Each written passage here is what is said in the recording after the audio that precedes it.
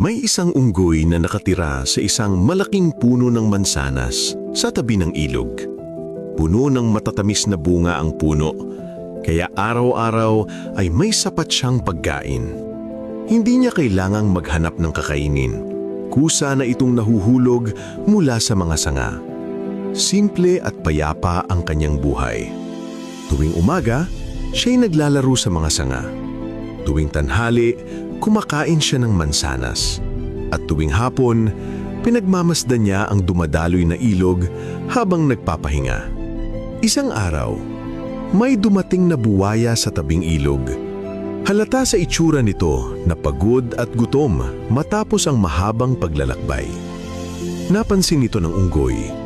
Naawa siya, kaya kumuha siya ng ilang mansanas at inihagis pababa. "Para sa'yo," sabi ng unggoy. Naggulat ang buwaya. Hindi siya sanay na tinutulungan, lalo na ng isang hayop na hindi niya kakilala.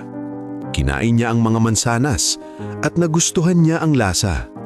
Matamis, presko, masarap. Kinabukasan, bumalik ang buhaya. Muli siyang binigyan ng unggoy ng mansanas, hanggang sa maging araw-araw na ang pagbisita nito. Hindi nagtagal, naging magkaibigan sila.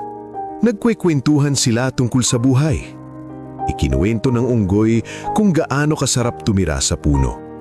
Ikinuwento naman ng buhaya ang kanyang mga paglalakbay sa ilog. Sinabi rin ng buhaya na may asawa siya na nakatira sa kabilang panig ng ilog. Bilang mabuting kaibigan, binibigyan ng unggoy ng dagdag na mansanas para maiuwi sa kanyang asawa. Nagustuhan ng asawa ng buhaya ang mga mansanas. Pero hindi niya nagustuhan ang pagkakaibigan ng kanyang asawa at ng unggoy. Nagselos siya.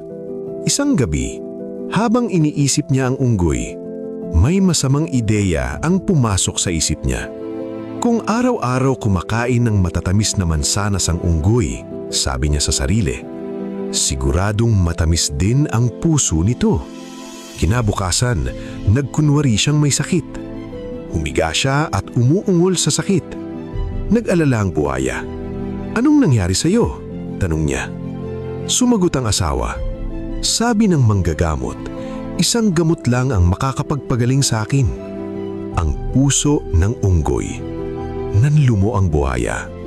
Mahal niya ang kanyang asawa, pero mahalaga rin sa kanya ang kanyang kaibigan. Magdamag siyang nag-isip. Sa huli, nanaig ang takot na mawala ang asawa. Kinaumagahan, pumunta siya sa unggoy at inimbitahan ito sa kanilang bahay.